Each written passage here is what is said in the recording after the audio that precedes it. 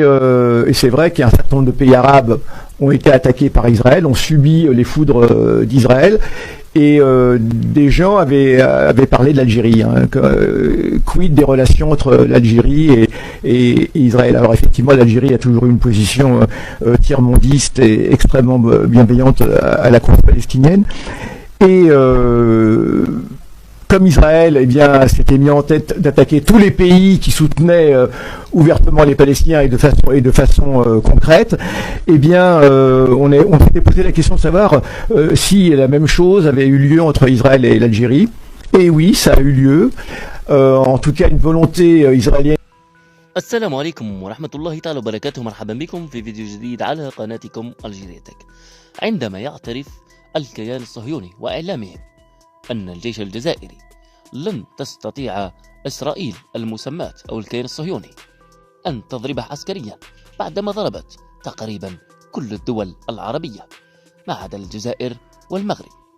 الجزائر فهي حصن منيع عسكريا متطورة، لكن لم تضرب المغرب لأنها الحليف الاستراتيجي الصهيوني لها، وبالتالي فالمغاربة هم أصلا صهاينة أو تقريبا نصفهم صهاينة.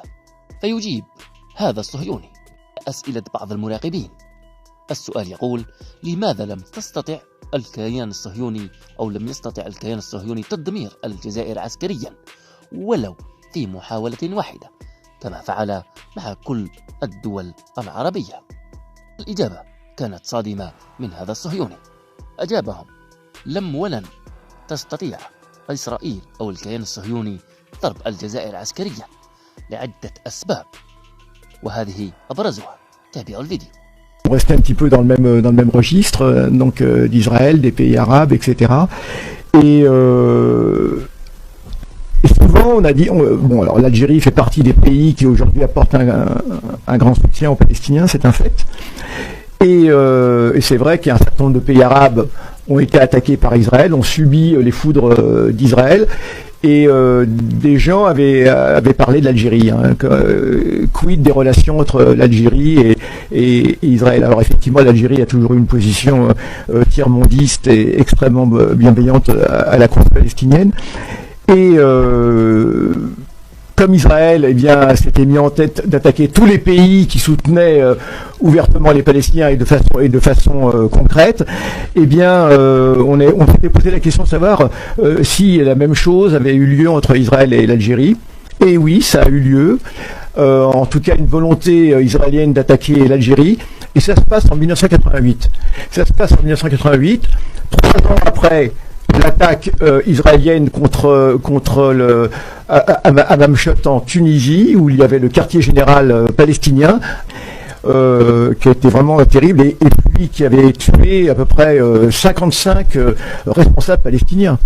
55 responsables palestiniens militants de la force 17 principalement. La force 17 qui était un petit peu l'unité d'élite de Yasser Arafat. C'est l'unité qui assurait la protection d'Arafat à Beyrouth pendant les guerres civiles, etc. Et donc, ça avait été assez terrible. Quand, en 1988, les Palestiniens décident de faire leur CNP, le Conseil national palestinien, d'organiser le CNP au cours duquel ils avaient l'intention de déclarer l'État de Palestine, précisément, l'idée de continuer à faire ça, évidemment, en Tunisie, était assez malvenue. Et c'est l'Algérie qui s'est proposée. Et alors il a d'abord été proposé à la Tunisie que l'Algérie assure sa protection et que le CNP ait lieu en Tunisie, mais finalement c'est une autre option qui a été prise, c'est d'organiser le CNP en Algérie. Et évidemment, Israël n'a rien dit, mais tout le monde s'attendait à ce qu'éventuellement il y ait une attaque israélienne. Alors qu'Israël s'est bien gardé de faire la moindre déclaration.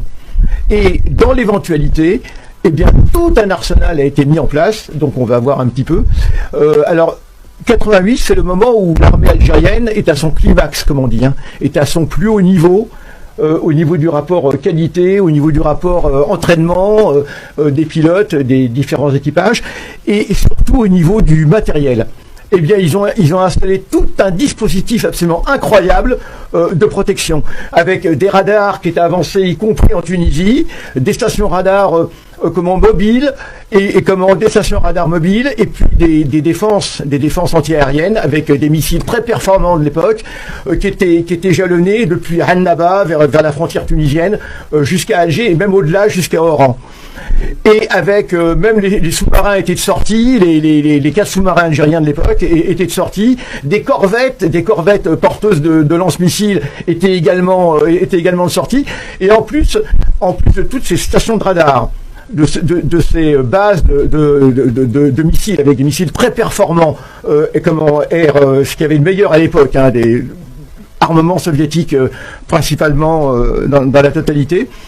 Eh bien, il y avait également des avions en permanence dans l'air qui assuraient la protection, et notamment les fameux MiG-25 qu'on a vu tout à l'heure. Et le MiG-25 à l'époque, c'est l'avion le plus rapide du monde. D'ailleurs, jusqu'à aujourd'hui, le MiG-25 est un avion, ce qu'on appelle un avion intercepteur.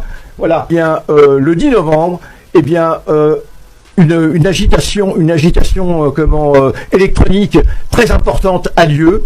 Toutes les stations radars commencent à vibrer, et on signale l'arrivée d'un fort groupe d'avions en provenance de l'Est de la Méditerranée. Et en même temps, les radars algériens et les services de sécurité algériens captent des communications entre un pilote de Boeing, d'un Boeing civil, et qui s'adresse à une tour de contrôle, je ne sais pas si c'est la Grèce ou autre, et qui dit: est-ce qu'il y a actuellement des manœuvres? Parce que généralement, quand il y a des manœuvres aériennes, elles sont signalées comme ça, les Boeing, etc. Parce que le Boeing, le commandant de bord, venait de voir des avions armés à proximité de son avion.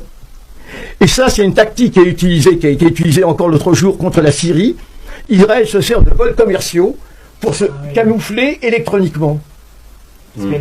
Absolument. C'est dangereux en plus pourtant. C'est très dangereux évidemment pour les vols civils, et il y a eu déjà malheureusement des. Alors là, c'est vrai qu'elle a mis le suspense. Oui, le termine. Et donc un fort vol, une formation d'avions arrive de l'est de la Méditerranée, va survoler la Sicile, vole en direction de la Sardaigne, et les avions se regroupent au niveau de la Sardaigne et foncent vers le sud.